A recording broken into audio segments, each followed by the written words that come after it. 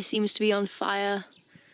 It really is truly lovely. Admittedly, it was even lovelier about 10 minutes ago, was it not, Bryan? It was. It was.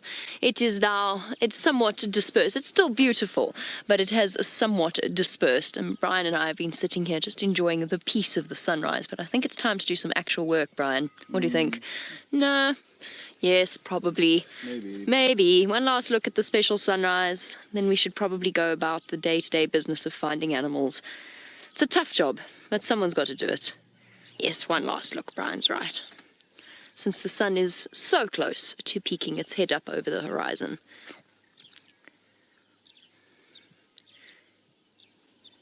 Very pretty.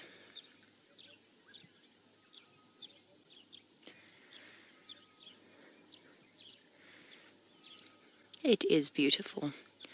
Louise agrees. In the comfort of final control, sorry, not comfort, but I mean from the final control room where she is directing the show this morning, ably assisted by the eminently capable Kirsty McLennan-Smith. It's lovely to have a full complement back. The whole team is here. It is lovely to have the entire team back on board, although, Bryan, have you noticed the raise in noise levels at the camp? Yeah. Yes, it's it's noisy again. It is noisy again. The dinner time conversations, or the conversations around the table, have become a slightly more voluble affair, with people having conversations in every direction. It's lovely. I mean, it's completely insane half of the time, but it is very lovely. Just noisy. Lots of people chattering away, catching up on where they've been and what they've been up to. Taylor, of course, is back. She will be on drive this morning. I hope you're all very excited. I'm sure she's full of tales and stories to tell you. Well, this morning, I was driving from Ingers to main camp. So here you go, get a little pre-show story. And I stopped here, exactly in the spot, because a white-tailed mongoose ran across the road and stopped over there, just behind that log. But she was accompanied by a baby. And I switched off the car exactly here because they shot across, and obviously the baby got a fright and stopped, and Mom kept running. This baby turned around, stopped, and looked at me and went, "Wah!" I mean, it was this little white-tailed mongoose about this big. I just sat there staring at this cheeky little thing. Mom obviously freaked out, came running back and tried to pick the baby up, but it was just past the age of picking a baby up.